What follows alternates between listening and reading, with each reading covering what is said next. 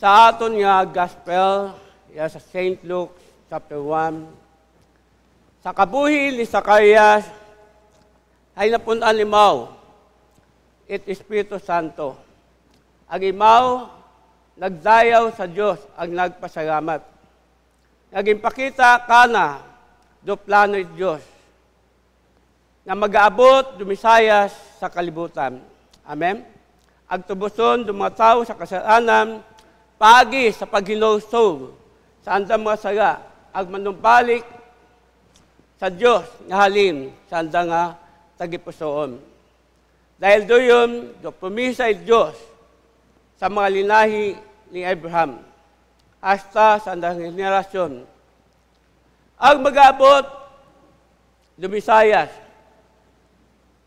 pagi sa Diyos Ama dahil sa nga paghigugma katon tanan. Aging padana na doon ang bugtungo nga pagi kay Maria nga imaw naglihi ang pinanganak datong Ginoong Hesus. Para tubuson do atong kasalanan sa bilog ng kalibutan nga kung siim kaibahan kita. Amen. Agkala natupad duhula ni Prophet Isaiah ang bago pinanganak si Jesus ay pinauna ng Diyos si San Juan Bautista paagi sa nanay na ng si Elizabeth.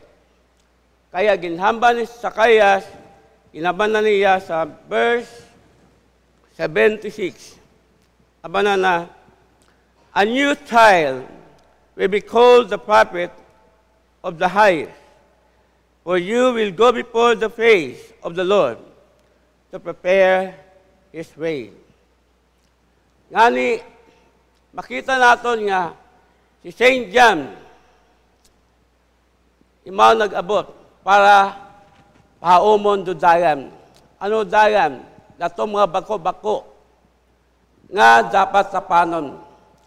Do miling do aton nga tagipusoon. Agdaya gusto it Ginoo sa anang pag-abot.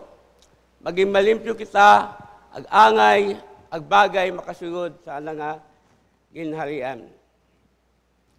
Ang makita naton paagi sa mensahe nga gipabot ni St. John ay mabato naton do kapatawaran paagi sa paghinauso sa atong mga sala. Ang maangkon naton do kabuhi nga wat kasapusan paagi sa atong Ginoong Hesus sa anang pag-abot. Ngani ginpadumdum kita, padayon kita magprepare. Mga imanghod, sa atong henerasyon makaroon, tapos yun do trabaho ni St. John. Ag makaroon kita yun nga masugoon do pangutana sa aton kabuhi. Willing ba kita magpagamit? Willing ba kita maging dagan para makilala ng si Jesus Christ sa andang kabuhi? Dahil ginapadumdum katon aton nga Ginoo na kung siim bawat siya katon may mga obligasyon iya sa ibabawat kalibutan. Ang nagapati ako, kita tanan, nagapati yun ipulong Diyos. Amen? Ang nagapati man ako, iya na makinyo do balaan ni Espiritu Santo. Nga imaw, magaguide katon. Kung ano, do ato nga himuon, sa ato nga kabuhi. Kung ano, do ato nga sayran, sa minsay Diyos, naging pabot na katon. Nani, maigmanghod, habang wa pa, mag-aabot do atong Ginoo. Saraya nga second coming. Ginapadumdum kita sa atong mga leaders, itsimbahan, padayon kita magpreparar, padayon kita magpahaon, magservisyo sa Diyos. Paagi sa pagpaabot at mensahe sa mga tao. Agusanda makabaton at kawasan halin sa Ginoo. Paano matabo? Pagi katon. Amen? Pagi katon. nga maging tulay kita, nga maging dalan kita sa andang kabuhi, nga makilala nanda si Jesus Christ sa andang kabuhi as Savior. Nadumduman ko anay ko last week nga may mga activities dumonga sa pilot. May andang presentation na kung sino kay bahan yun yan si Alexander karon. Pag-abot na nakonekto, ay nakita kami sa akon nga amigo, kaboy-buhay sa kami wala nagkita. Ay doon nun, nag-istorya kami, pati sa pagpangabuhi.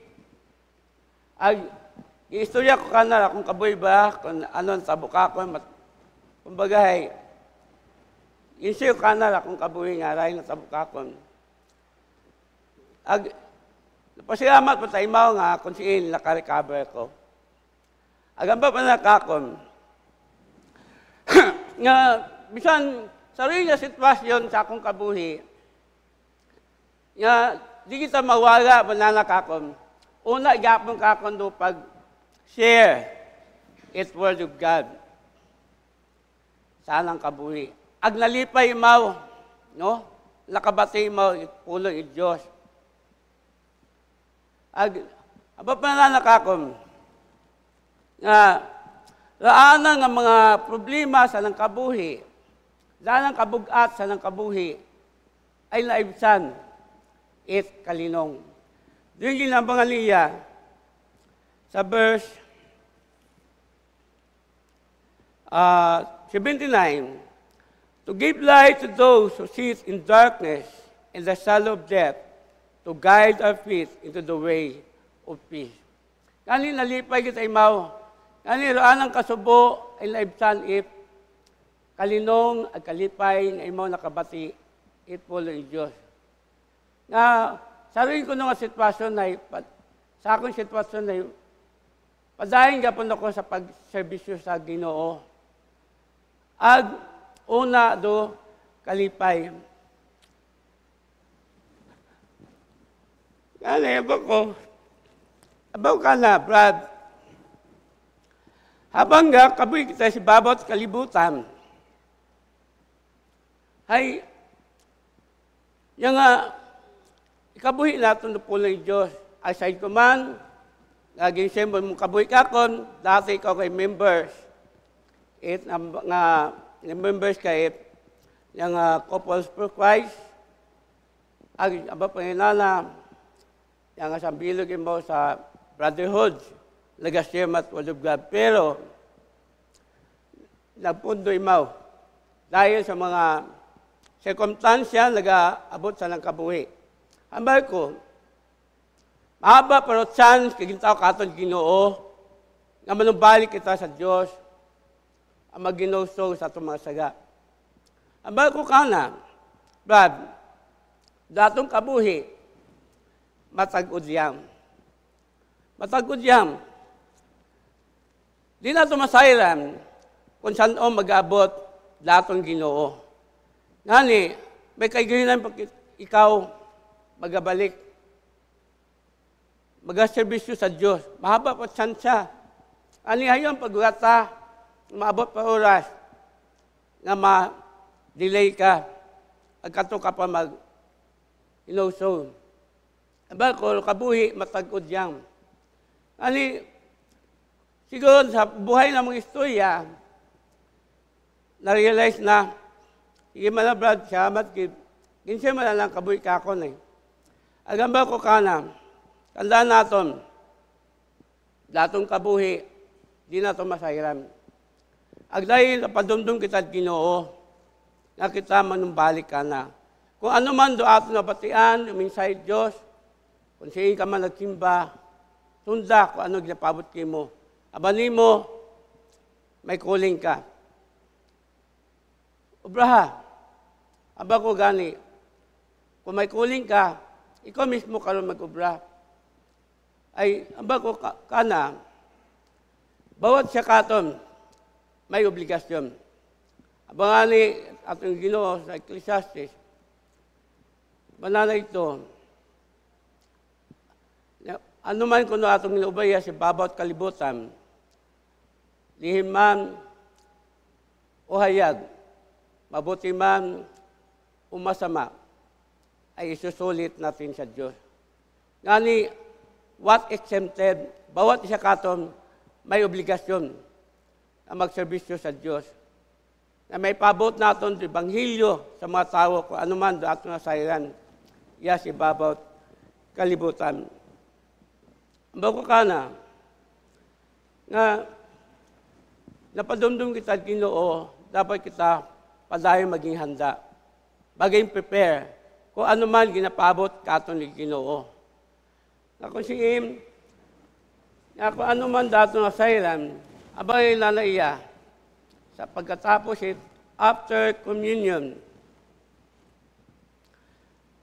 Kung nakareceive kita body and blood, abay na, and now, Father, send us out to do the work you have given us to do, to love and serve you as faithful witnesses of Christ, our Lord.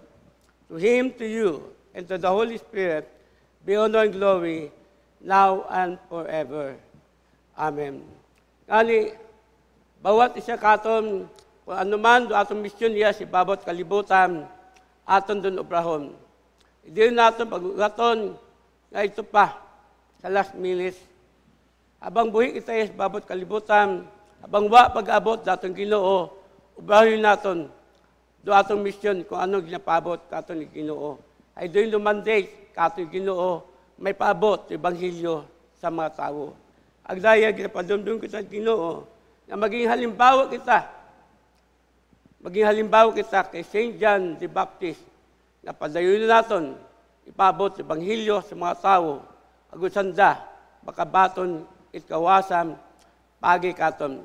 Ag itatanam, makataot glory sa aton na Ginoo. Amen? Please stand.